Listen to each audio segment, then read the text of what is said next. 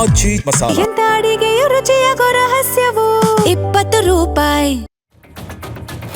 ಜಲ ವಿದ್ಯುತ್ ಯೋಜನೆಗಳು ಕೂಡ ಧ್ವಂಸ ಆಗಿದೆ. ರಸುವಾಗಡಿ, ಚಿಲಿಮೆ ಸೇರಿ ಹಲವು ಘಟಕಗಳಲ್ಲಿ ವಿದ್ಯುತ್ ಉತ್ಪಾದನೆ ಸದ್ಯಕ್ಕೆ ಸ್ಥಗಿತಗೊಂಡಿದೆ.